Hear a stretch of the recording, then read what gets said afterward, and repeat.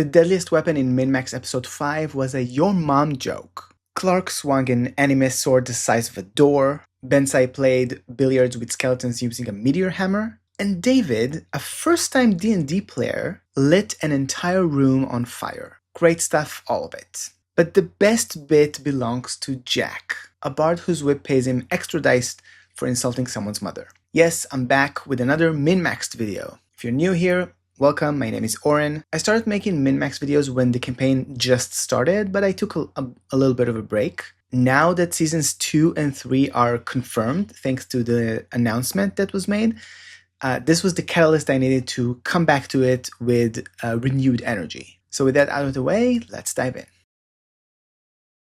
I'm impressed with how many Yo Mama jokes Jack came up with so far in this season. In this episode alone, 2 skeletons got disassembled by Yo Mama jokes. The amazing thing is that this is not Tater being an indulgent DM. This is a rule as written on Jack's whip. Vicious Mockery gets a bonus D4, but only if the insult is a Yo Mom joke. Jack needs to commit to the bit or he loses potential extra damage, which is maybe the most bard thing I've ever seen. This whip is turning out to be really badass.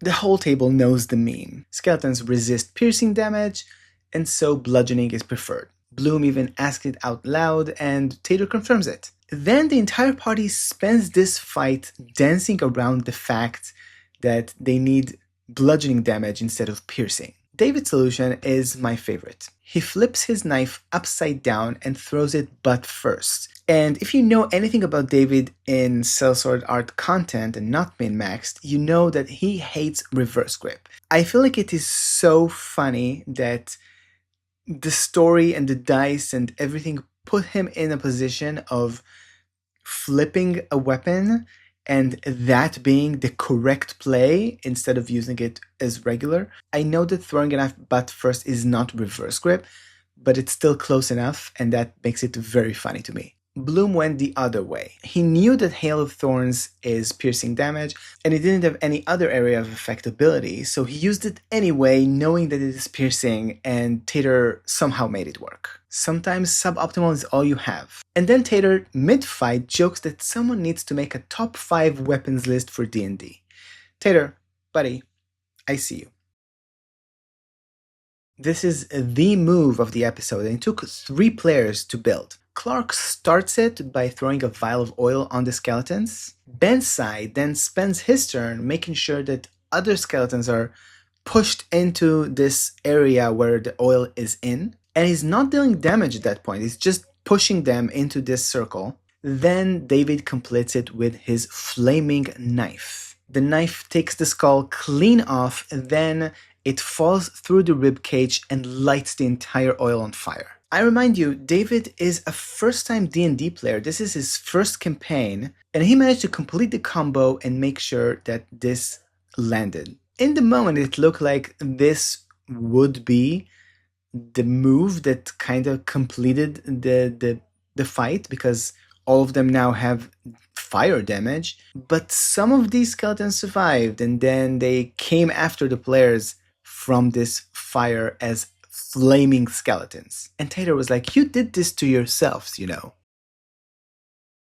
The episode runs exactly 1 hour, and it didn't feel rushed. That's rare, and I don't think it was an accident. I loved how Tater optimized for momentum and did not cause extra friction. He did this with the giant anime sword, where Clark doesn't roll attack rolls, just saving throws.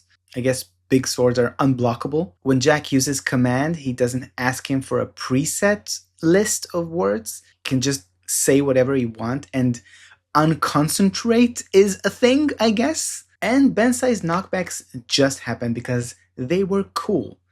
I loved it. All of that together explains why this episode took an hour instead of maybe 2.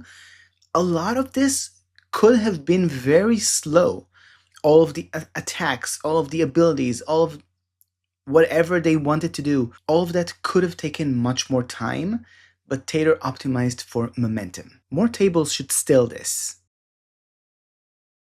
Oh, and the episode ends with the assassin from Nestor's house limping into the light from the shadows, and Jack demanding the cure. So I'm excited to see what happens next in episode 6 because I didn't watch it yet. If you want that video when it lands, you know what the button looks like. It's the subscribe button. I'll see you in the next one. Bye.